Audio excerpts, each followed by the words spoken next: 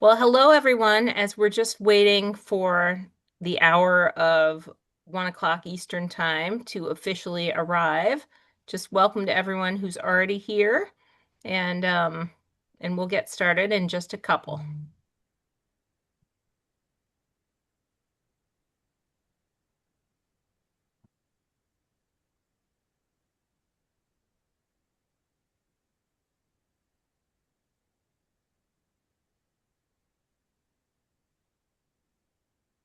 All right, it looks like it's officially 1 p.m. Eastern, and so, in the interests of time, and also as a super big high five to everybody who was here exactly on time, we are going to get started. And anyone who joins after the hour, luckily we're recording this webinar, and so if you join late and you feel like you missed it, you can watch this.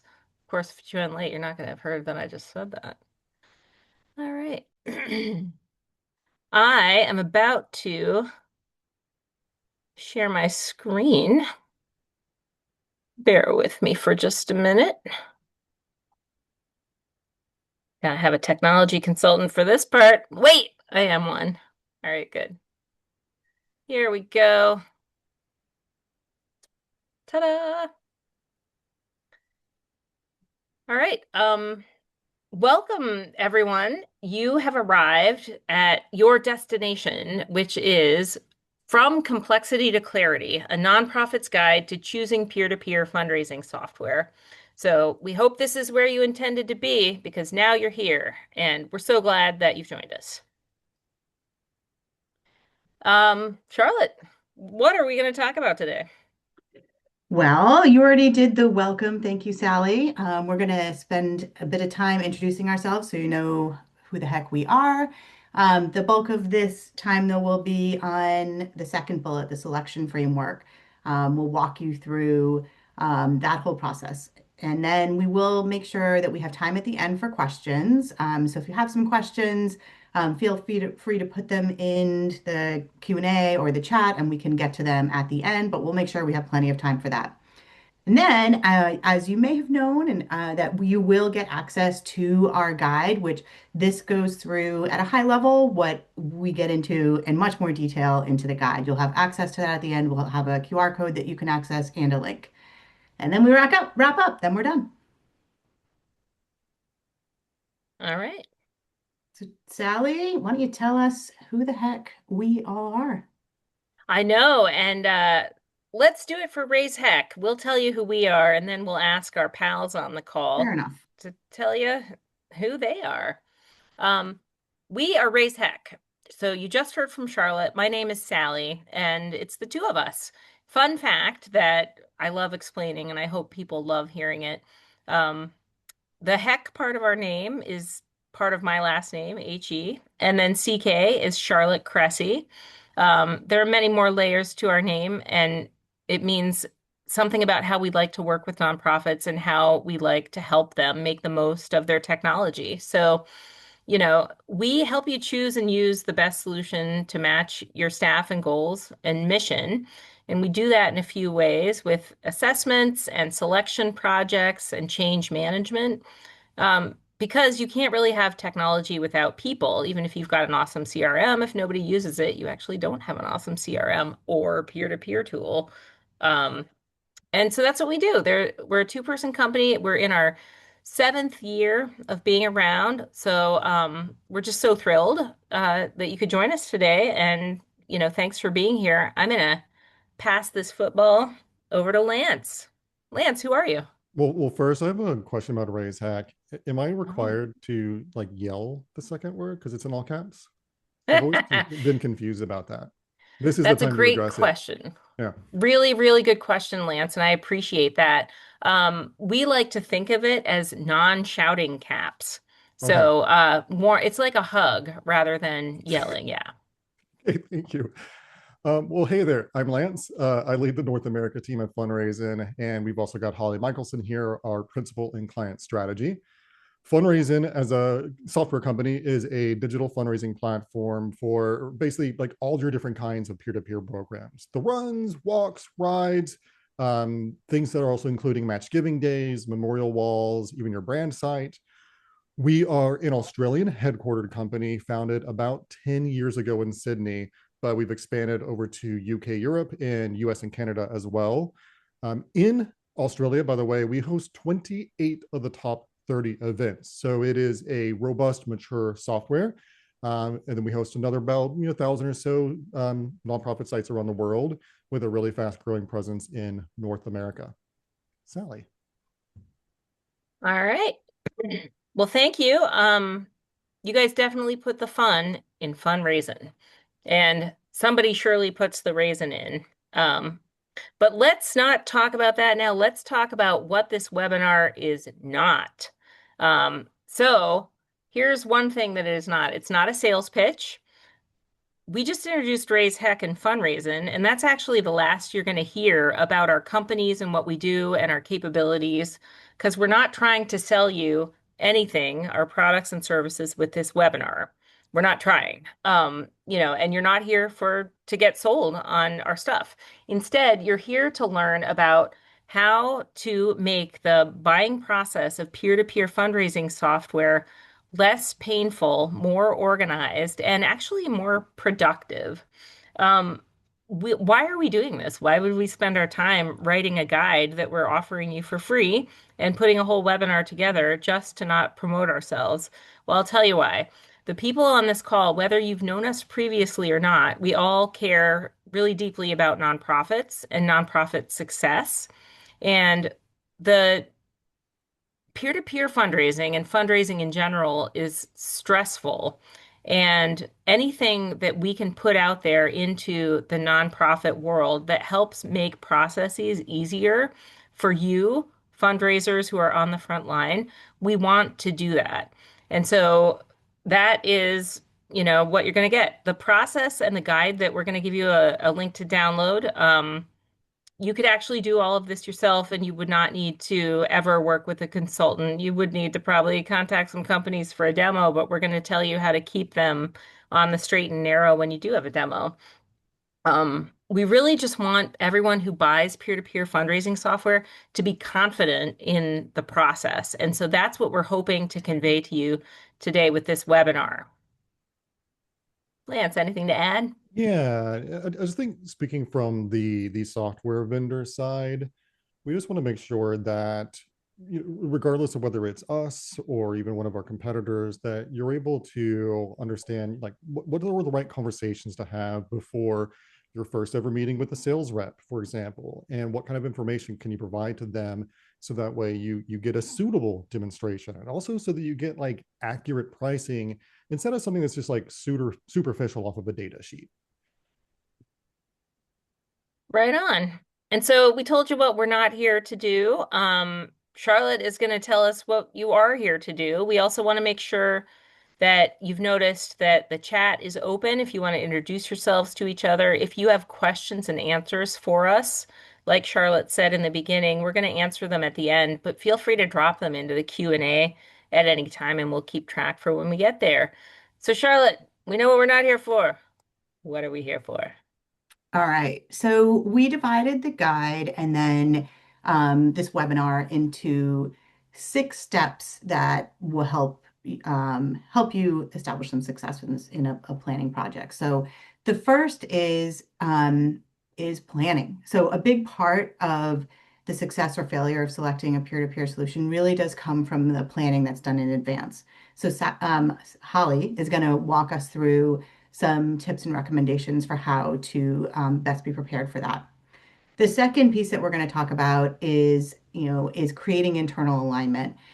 You may select the best solution in the marketplace, and that's great. But if your people aren't on board, you haven't, communicated well about what you're selecting, you're kind of doing that in a vacuum, it's doomed to fail. So we'll discuss how to create internal alignment. We'll then walk you through how to document your current tech stack to figure out how a peer-to-peer solution could fit into that. And then, as Lance was just talking about, then we'll get into some tips for researching products, evaluating the products, comparing them, and eventually, what are some key things that you need to consider when you decide and select a new solution. All right, so Holly, over to you. Awesome. Thanks.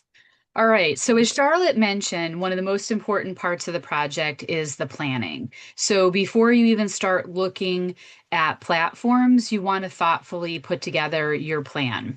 As they say, failing to plan is planning to fail. Over the next 10 minutes, I'm going to talk to you about six core components that you'll need to think through as part of your planning process. We're going to start with your objectives, your why. Then we're going to move into documenting your challenges and defining your goals. We'll talk about how to define success. And that way you'll be able to measure whether or not the project actually delivered value. From there, we'll talk about scope. And finally, we'll translate everything that you've thought through and debated with your team into a set of requirements. If you build this foundation correctly in the planning phase, then everything else in the selection process is going to become much easier.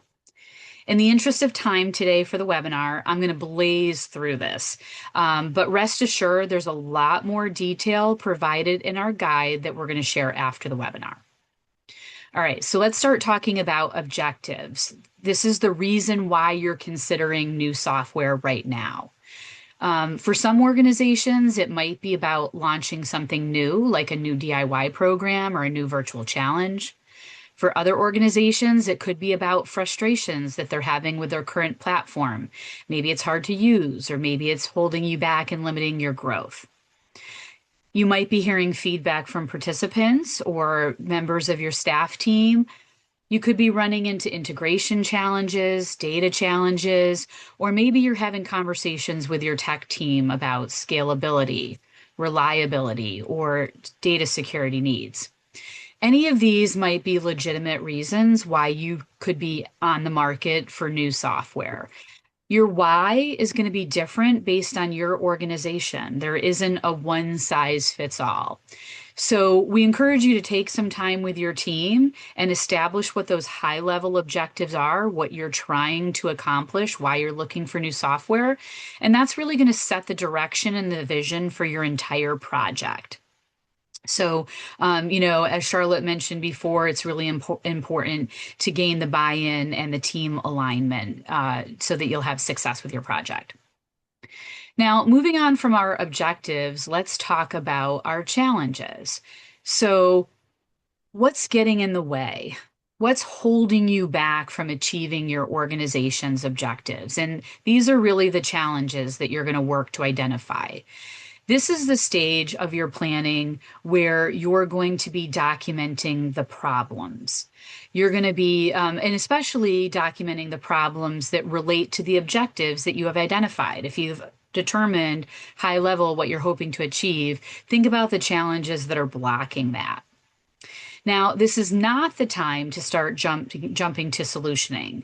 If you start to try to solve problems too early in the process, you're likely to miss great opportunities or not see different ways of addressing a challenge that you've identified. You want to keep your mind open. And so at this phase, you're really just documenting your challenges, but you're not solving your problems. It's important to gather input from across your organization. You really want to include people from a variety of teams, the fundraising teams, marketing, operations, people in finance.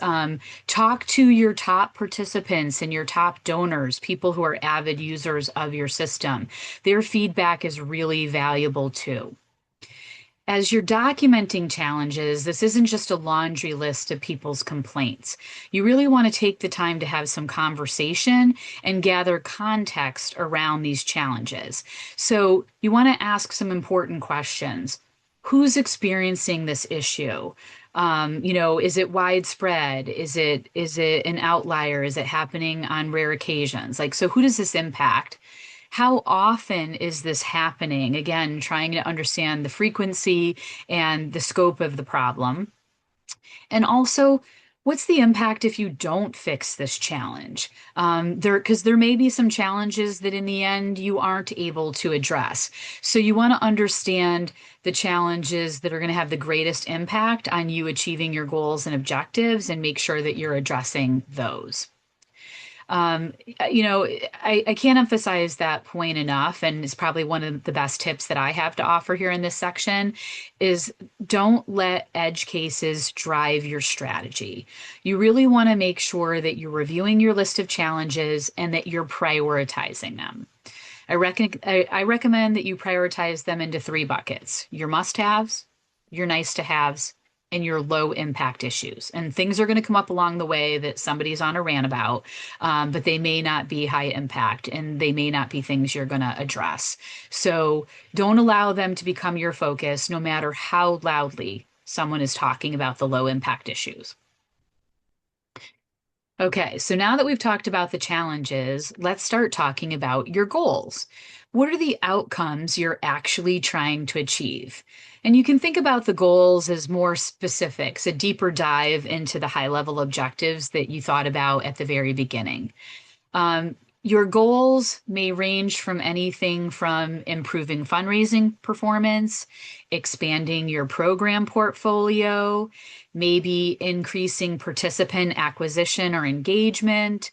Could be you're trying to improve operational efficiency, address user experience issues, or things like scalability and security. Your team needs to identify what your goals are unique to your organization. Find out what matters to you. Again, you want to make sure that when you're setting goals that you are aligning across the teams and getting buy-in and consensus. This is really important because later on, when you want to measure success of the project, it's important that everybody was on the same page of what your goals were to begin with. This is really going to help you when you get to the measurement phase. Another tip I would offer from my own experience in choosing software for nonprofit that I work for is that it's really important to strike a balance here between being ambitious, which as fundraisers, we're always aggressive and ambitious, but of course, always being realistic. You don't want to set yourself up for failure. So you want to ensure that your goals are both aligned with your organization's broader strategy, but they also really need to be grounded in industry benchmarks. We just heard at Peer-to-Peer Forum back in February that the industry is growing by about 3%. So if you're setting a goal to grow an established program by 35%, that may not be realistic. And so at this goal setting phase, it's time to really think about giving yourself ambitious but realistic goals that your project can achieve. You're also going to want to prioritize your goals, just like we prioritized our challenges, because you're not going to be able to accomplish everything. So you need to know upfront where you're going to be willing to compromise. And finally, make sure that your goals are time bound. What needs to happen in the first 90 days? What can happen in 6 months? What do you have a year or more to achieve? Understand where those goals need to fall in your timeline. This is going to help you think about both your immediate needs and your longer term goals for your programs. Now, while we're talking about goals, let's talk a little bit about how you're going to measure success. So I have a few tips for you that you can think about when you're writing your goals. At some point, of course, your leadership is going to ask, was this project worth it? What happened? And it's important that you've defined your criteria up front. We recommend that you have both qualitative and quantitative success metrics in your evaluation criteria. So your qualitative measures might be things like staff experience or participant feedback. Are your users generally happier? Do your websites look more professional than they did on your former platform? Those might be some examples of qualitative measures. For quantitative metrics, you want to follow the SMART framework. And I'm sure you've all heard of the SMART framework before, but that's essentially outlining goals that are specific, measurable, achievable, relevant, and time bound.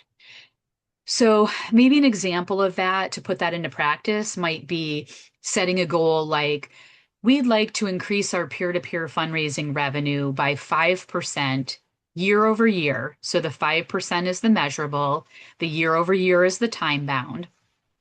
by improving participant conversion rates and optimizing the donation experience on the new platform. So you've been specific, it's relevant to the project, and it's actionable. It's something that you can do as part of your project. You can specifically focus on how you're going to optimize conversion rates and improve the donation experience. Setting a goal like that is not just you're not just implementing the software, you're not going through the motions to turn it on, but you're actually figuring out how you're going to deliver meaningful impact from having made the switch to the new platform. Okay, now let's talk about scope. And scope is where you define where all of this applies. So everything we've been talking about, objectives, goals, challenges, all of that needs to apply to what scope? So which programs are you actually supporting?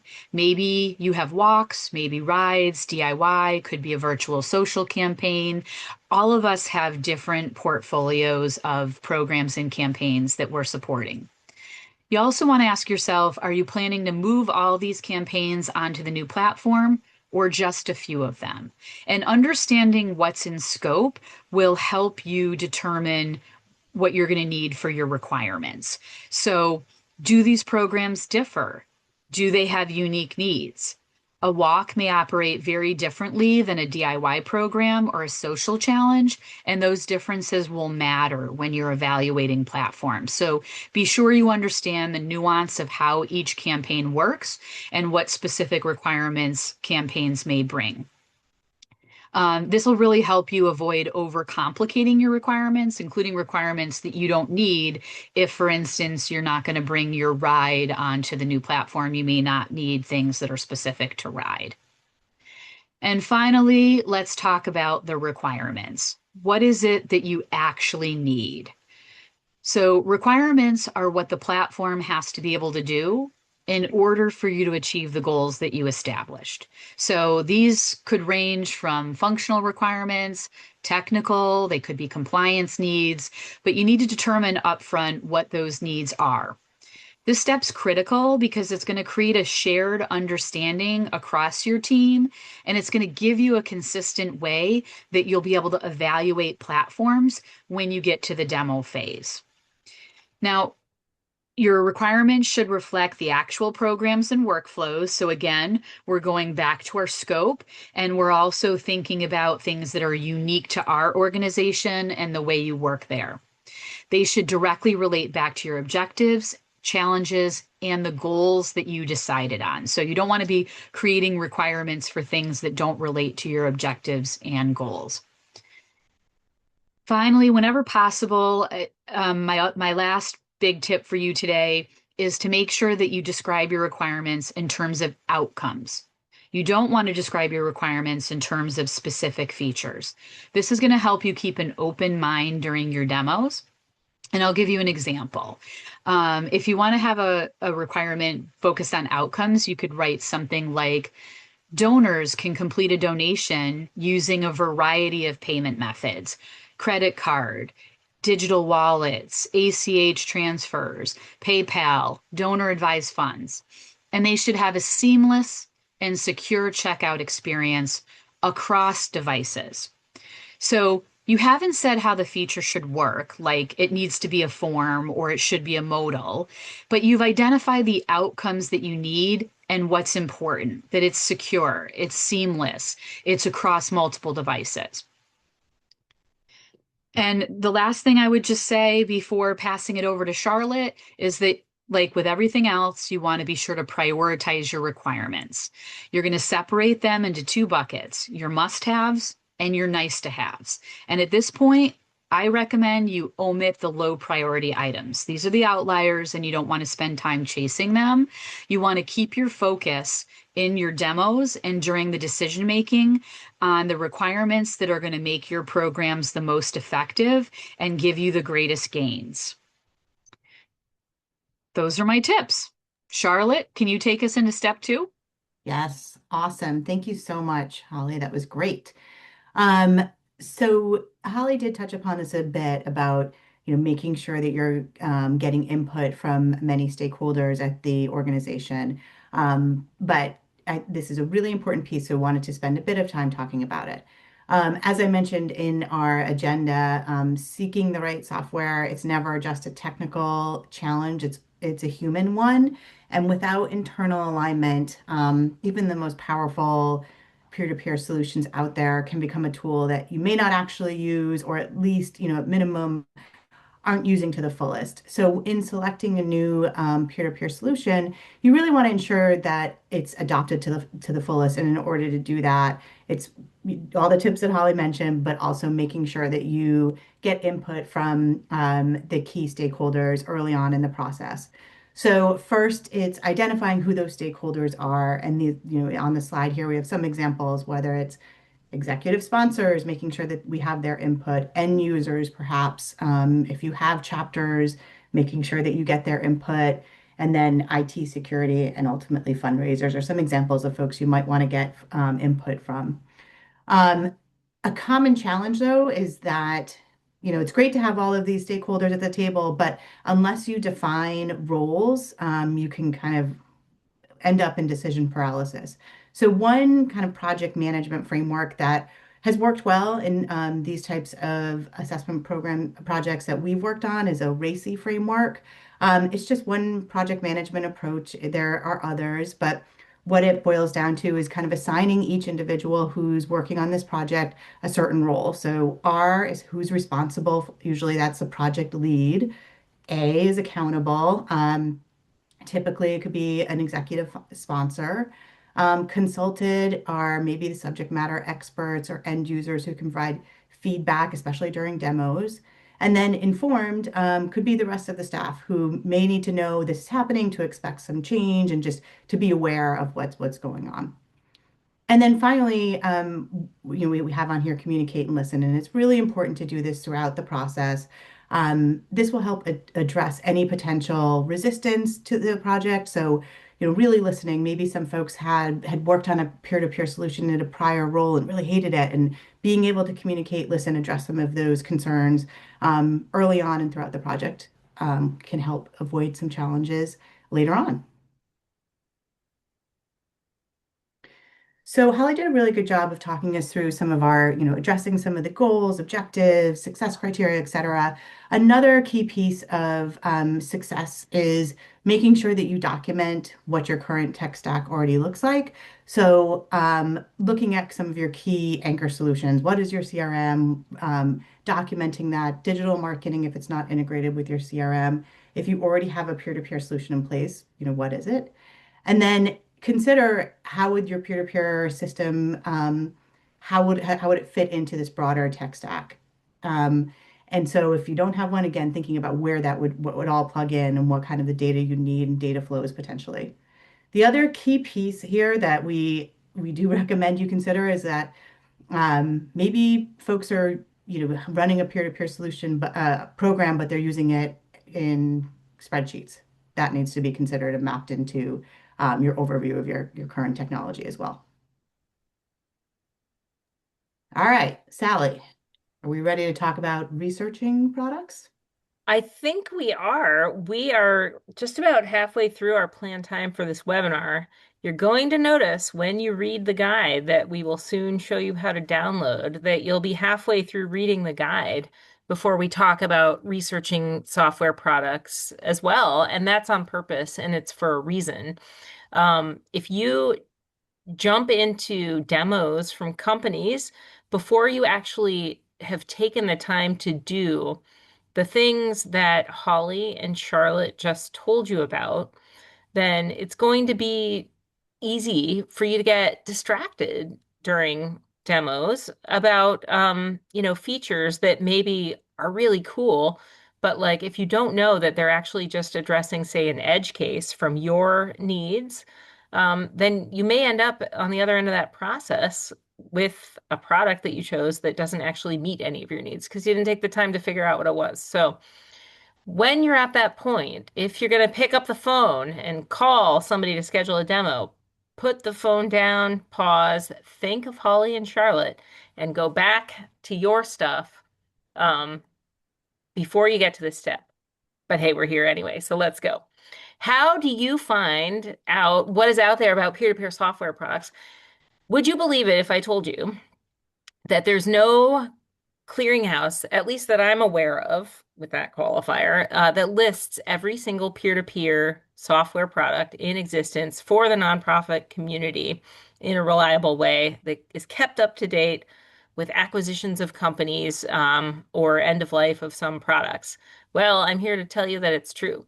If you go out looking for a list, you may not find it, but you can figure out what is out there, especially for what you need.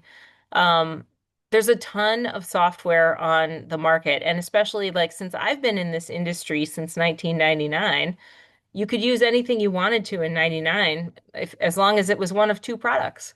And now you probably have like, 20 or even like 50 or 100 to choose from. But they're all really different. They don't all do the same things. So the best place to start actually, like if you are in a position where you're thinking about choosing peer-to-peer fundraising software, that means you probably work in the industry, right? Or maybe you're like the chief technology officer, and so you don't know, who's who at all the organizations doing this work, but someone on your staff does. And either you or they is probably curious about like, I don't know. I don't know about the word competitors because we're all really just trying to do good and solve problems. But like other organizations that have similar missions to you, you've probably seen, you're aware of their programs and what they do. Somebody's got this amazing 5K walk, that they report great results from, so that may have like grabbed your interest and piqued your interest. So pay attention to that. And even I would say like, even if you love your solution right now, just keep a list of programs you think are really great, or when you catch wind of like something cool, just like write it down, and then you'll always have like the hot list at your fingertips. Also, if you're in this industry, I would guess that probably from time to time you attend industry events, conferences, webinars, or just like mix and mingle networking for nonprofits in general or for peer-to-peer fundraising specifically. So when you're there, chat up your peers, ask them what they're up to, what they're using, just get the 411 from other people who are actually doing this work. So that's the first thing, like figure out what you know, take an information inventory. And this doesn't have to be a one-time thing. Again, like I said, you can collect this information, for months and even years as you continue to mature in your position and your knowledge of the industry. But also, you might want to find out even more, just like not even from people. So, we already talked about asking your peers. There are a lot of peer reviews. There are resources out there that review software. And I'll mention a few of the names. G2 and Capterra are some. I actually heard like a couple of months ago that G2 acquired Capterra. So, maybe soon they'll be one of and the same. Those are software review sites, kind of like Google reviews, but they're for software. And people who use the software will give it whatever, 5 stars, and then they might write their use cases for why it was great or why it was not so great. When you read those peer reviews on those sites, I have two caveats for you. First of all, when people are motivated to write a review, sometimes it's because they really love the thing or they really hate the thing. So what you read might be sort of polarizing. You might see some that are kind of like even keel and middle of the road too. The other thing about those sites, though, is that especially if you're like compare this solution to others, they're not always comprehensive. You won't get a full list of every peer-to-peer solution out there in the world just by saying, show me others that are like this. I'll also give you a little hint because AI is the real buzz these days. If you ask AI what the leading peer-to-peer fundraising software is, it won't actually be able to tell you accurately. It won't be able to give you a comprehensive list, and it won't be able to tell you like what's best for your mission. So, anytime you're doing that, like take it with a grain of salt.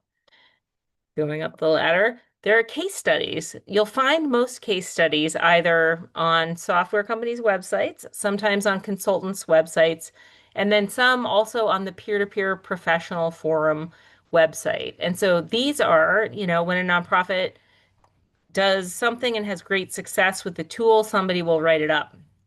You should know that most consultants and software companies like to write up their successes. If there was ever someone that had a terrible deployment and got terrible results, you're probably not going to see a case study about that. So know about that. But you can also get a really good idea of the capabilities of the platform and what sort of program it supported by reading that case study.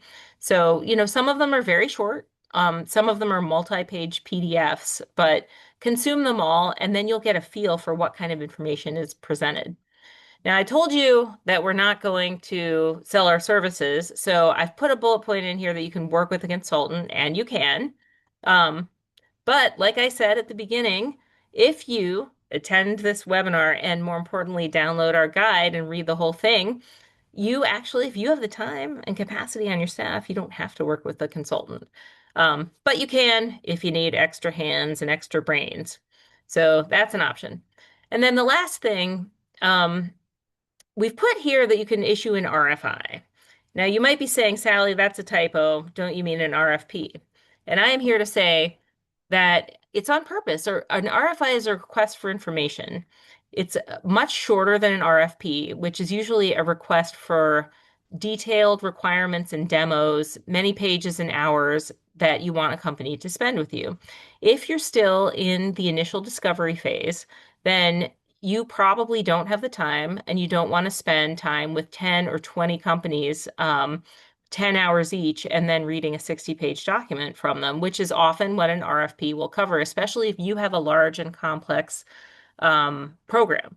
So an RFI is usually shorter. It's very defined. You describe what you need. So remember, Holly told you about your outcomes that you want, not the features, but your outcomes. You summarize your outcomes, put this thing out into the wild, and then you'll get back what you specify. Give me 3 pages on your company, your solution, and what you do, and whether you think you can comply with our requirements. Have you done it before? Do you have demonstrated experience? That will often let you either get a very more specific and shorter list of people that you would like to invite to do an RFP. It might even show you who seems like the lead, the front runner. Maybe you want to engage with them on an RFP. So these are lots of ways to find out information, until someone decides to make that, always up to date, extremely comprehensive list of all software ever in the universe. We'll get there. Lance, I think we're over to you. Sally, I love a good RFI that was, as you mentioned and Holly mentioned, tailored toward your specific outcomes. You can really tell as a software vendor when someone's put in all this homework and all this advanced thought. And it really does help us understand properly what you're looking for instead of that dreaded just like feature matrix that some people do. But now, after that, actually engaging with vendors, these next few slides cover a pretty sizable section of the guide. And this is where those preparation moments pay off. And you learn not just about the outcomes match, but also the experience of actually like working with the vendor. What are they like? Do you like them as people? So before you schedule a demo, on the next slide, Sally, do yourself a favor and request a dedicated discovery meeting first. I know the clock is ticking on your current contract, maybe time is slim, but this is really your chance to share all those top outcomes and frustrations with your current solution and really dial in on any like non-negotiables around things like security or web accessibility.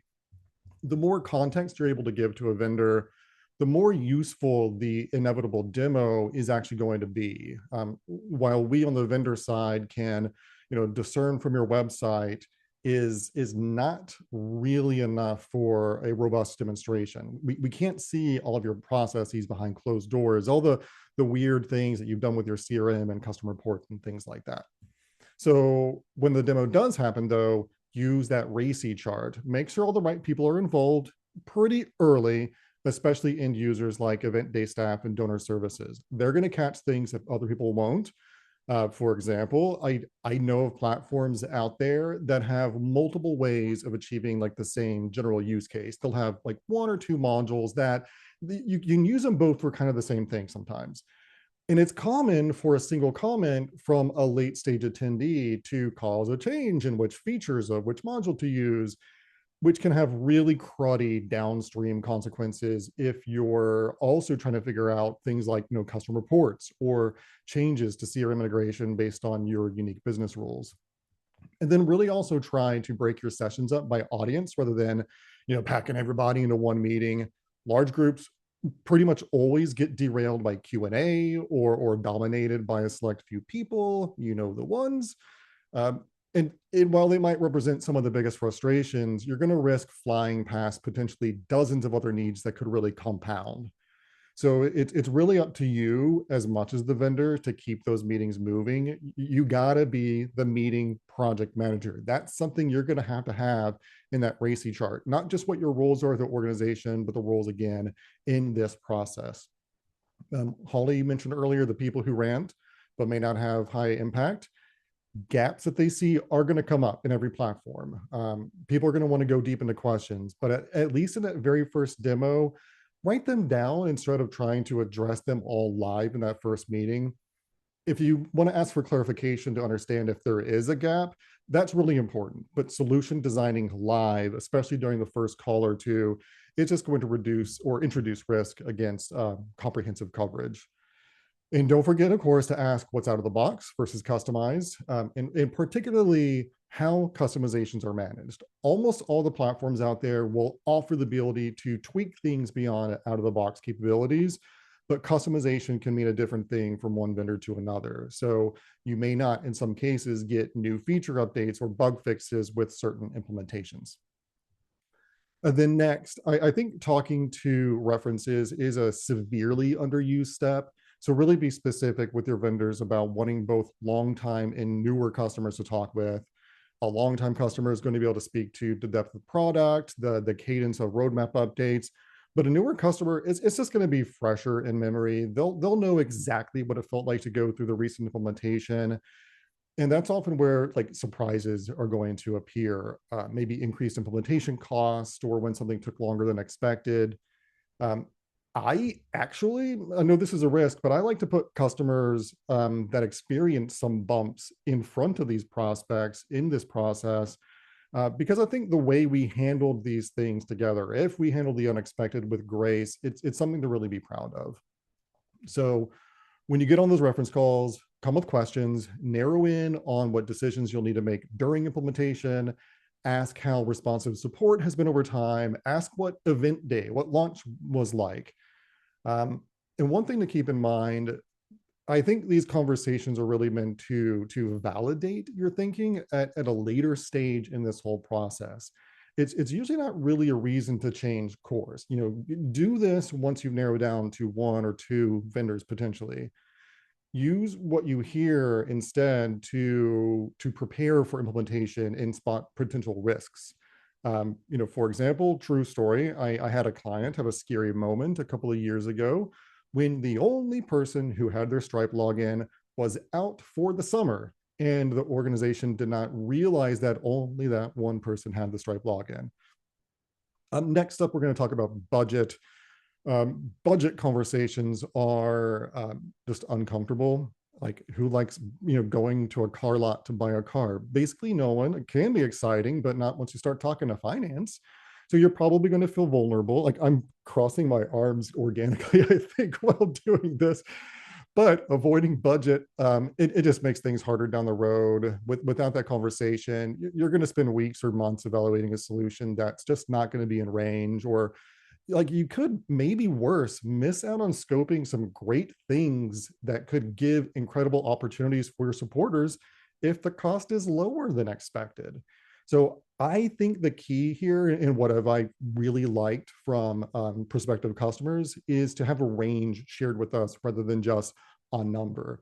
That's going to give us context to point toward, maybe the right package or the level of custom design services, without really anchoring the conversation to just, a single number, which, might be your hopeful maximum. And that often is a hopeful maximum. Budgets have a way of shrinking between initial approval and sign off.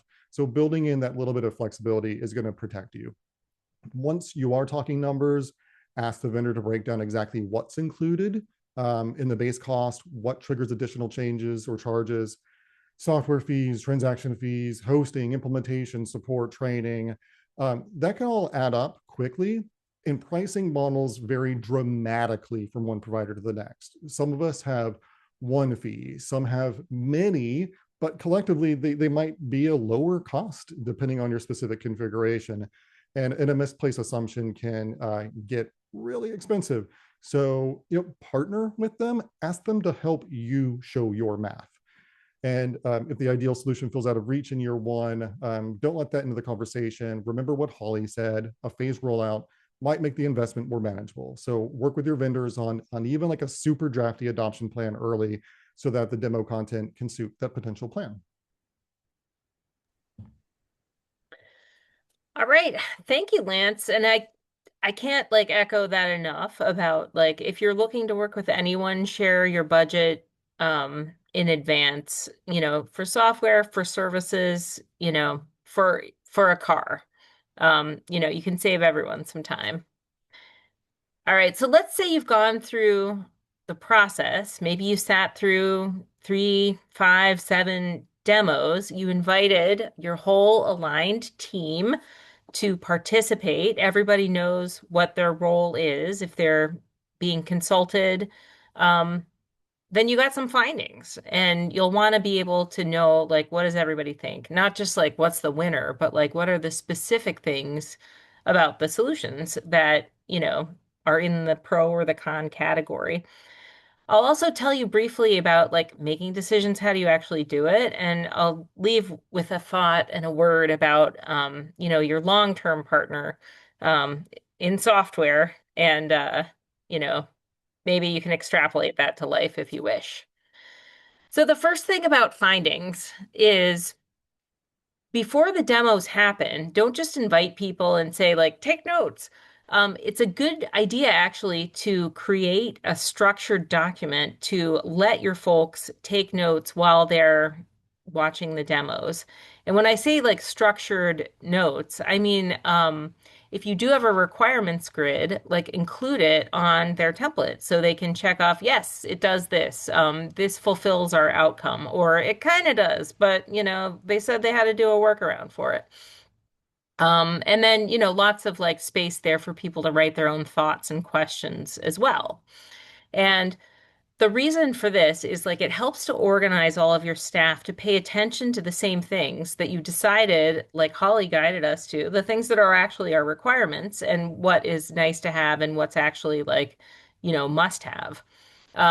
The other reason for this is that memory can be unreliable. And especially if you sit through 3 demos, memory can be unreliable. I guarantee if you sit through 7 demos that you will not remember every distinct thing between platforms. So writing it down at the time of witnessing it is the way to go for your staff and for yourself. And it gives you a framework then at this meeting after the demos are over, when you convene your people to come back to talk through what you saw, then everybody's got their memory. They don't need their memory jogged or someone to say, oh, actually, you're thinking of like this other solution. Everybody wrote down like what they saw. And I mean, schedules are weird. If not everybody can come to every single demo, I get that. But, these days we record things. And so make sure your staff, watch recordings if they can't attend live. But attending live is great because then you can ask questions. Um, the last thing I'll also say is like you can also survey your staff if you want to be able to present metrics at that meeting. If you want to show bar charts, like, who thought this, was a great fit for this requirement or this outcome, and you can include whatever questions you want. So then once you've all compared your findings, maybe like Lance and Holly and Charlotte and I are all in a room and like I really like one thing, but the other 3 like a different thing. But maybe I'm the one that gets to make the decision. Like, how do we actually decide? Um, Organizations are different. Some of them are very consensus driven. Some of them have, one person kind of making top-down decisions. I want to encourage everyone who's thinking about this, especially for a peer-to-peer fundraising tool. Um, Make this decision with the input from your stakeholders. So that could just be your staff if that's who's using it. If you have a volunteer in a chapter structure, include them, include their input, and give them a place for discussion as well when you're making the decision. Charlotte mentioned this before, but if people feel like they don't have a choice and they don't understand the decision, then resistance can breed. And I'm telling you this because back in my past life, not at Raise Heck, when technology decisions were forced upon me and I didn't agree with them, I may have become part of the resistance, the sand in the gears. So give people a voice. It does mean building in extra time and listening, but that's okay. That's really important. For choosing peer-to-peer fundraising software, I would actually say how you get there, how you get to the decision is equally as important as what decision you make. Again, if you have a great tool and nobody uses it, you don't actually have a great tool. So then you're done. You're not done. So some people were not involved in the decision. Maybe they are informed in your RACI chart instead of consulted. But once the decision is done, you actually need to tell everyone what the decision is. And even though maybe they weren't part of, adding their input, they didn't see the demos, they need to know what you decided and why, like why this company, this partner was the best partner for you. And they need to know other things too, like about when. But don't just send an email for this. Like have an all staff, have a Zoom, allow time for questions. Try to help people go along that mental and emotional journey, even if it's in a compressed way, because you're presenting to them after the decision is made. Like help them understand. Again, we don't want resistance. Resistance is like fatal to big projects like this, especially when there's change. So I also want to say something about choosing a partner. You think maybe you're buying software. If you're buying Microsoft Word, maybe you are just buying software, but when you're buying nonprofit peer-to-peer fundraising software, you're also buying access to their support and services team. You will work with a salesperson to renew your contract. And you might communicate with them daily, especially when your event is happening. So there's a vibe check that you need to do with your team, especially the ones that are going to be using the software. You know, First of all, like, do the people feel like do they like their jobs? Do they seem happy to be working there? And also, are they pleasant and professional? Do they feel the urgency of what you're doing? If there's a critical bug and race day is tomorrow, like I think that it is a reasonable expectation to expect your peer-to-peer fundraising software company to understand what that means to your program. And so, you know, you can you can get a lot of that from this kind of gut check and vibe check, but make sure that you ask your staff that with your current tool, who works with support day in and day out, like ask them to talk to these people at the new company you're considering because they can get a real hint for what it might be like to work with them.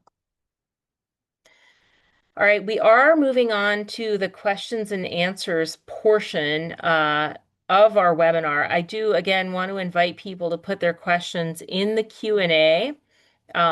And also, if there are any in the chat, we'll have folks monitoring that as well. Before I pause for a long time on this slide, I do want to, here's how you can download the guide right now. Scan this QR code. It's going to send you directly to the PDF, and there's no gate or anything. And so that's how you can get the guide right now. You're also going to get a link to the recording of this webinar. There will be a survey after as well. If you want to fill that out, we'd love to hear what you thought. But here's how you can get the guide now. And also, I just want to put up here, like, let's stay in touch if you have any questions or feedback after the fact. Then again, you're going to get a copy of the recording, so you'll have all of these URLs and our email addresses. But we'd love to hear from you if there's anything that you want to chat about. So, speaking of questions, I'm gonna break the ice here, and I want to ask Holly a question. Is there an example of like an edge case, just from like I don't know, past work, somebody you knew, like, that took up a lot of bandwidth, but ultimately in your process or someone you know in their process, was one of those things that ended up being low impact. Is there an example of something like that that you can think of? So many. Um, Maybe what I would offer is things that came up would be somebody running into an issue on a specific older model of an iPhone that maybe wasn't really being supported anymore. Or there might have been use cases around trying to order incentives with a particular vendor, where instead of changing the software, we were able to build a custom report as a workaround to address the need, because perpetually we were ordering incentives for multiple walks across multiple years, but it wasn't something that would have warranted changing a software solution. But instead, we came up with a custom workaround that could alleviate some of the effort. Those are two examples that come readily to mind. Oh, I feel so seen since I have an older iPhone model that I have learned that will soon no longer be supported. So, change comes for all of us. All right, here's another question. Lance, I wonder if you could take a crack at this one. All right, we were working with a software company and, asked them some questions about we wanted to see their pricing and they wouldn't share their pricing. What should we have done in that case? Ooh, that's a tough one. I understand like the hesitation on both sides. I've been at three of the large providers in the space, and it's been the same thing at each of the companies. What's really difficult from the sales rep side, for example, at the software provider, is they don't want to misset expectations with you. So if you hadn't gotten to the point, for example, potentially where you've really shared the outcomes and they haven't gotten that kind of peek behind the doors around some processes that might result in some a little bit custom work, which is common regardless of which vendor you're going to look at, that can potentially change timelines, that could potentially change pricing. So I think the biggest easier answer is all of this pre-work is so incredibly important to help them get to that point. Now if you're just dealing with a potentially bad actor who doesn't want to share the pricing, I think that's where you do start asking for those very precise breakdowns. What are the specific costs for hosting? When does that happen? How does that happen? They do have the answers on the how is that decided. So even if they can't get you the precise what, the conversation around what are the different categories of pricing and how are those assessed is going to help you understand where you might have some conversation gaps or just miss match in like conversation style between the two of you. All right. Well, thanks. That's very helpful. All right. Our last question as we approach the end of our scheduled time together. Charlotte, this one's for you. So, when gaining initial alignment, how, like, our organization is 35 people, but not everybody works in peer-to-peer. Like, should I just invite everybody to participate? Or, like, how do I decide? I'm worried about leaving somebody out. No, I wouldn't invite everybody to be part of it. I think it's thinking through who really needs to be part of it, who are the kind of end users, and how are people's kind of roles and responsibilities touched by, peer-to-peer programs. And so kind of thinking through that. And then also, as we had mentioned, thinking through kind of who's like key responsible, who's a project lead for it.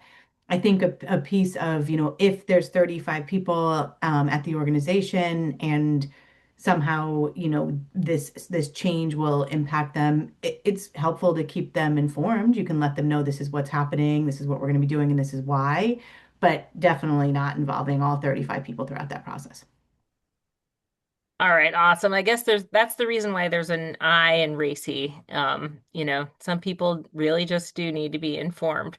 And with that, we hope you have been informed by this webinar, and we hope that you continue to be informed when you download the guide. Again, you're going to get a link to the recording of this webinar, and a direct link to the guide. And we just want to say, like, thank you so much for spending part of your day with us. We had a blast working together and putting this resource together, and we hope it makes your buying process a lot easier. So, thank you so much, and we will see you around the internet.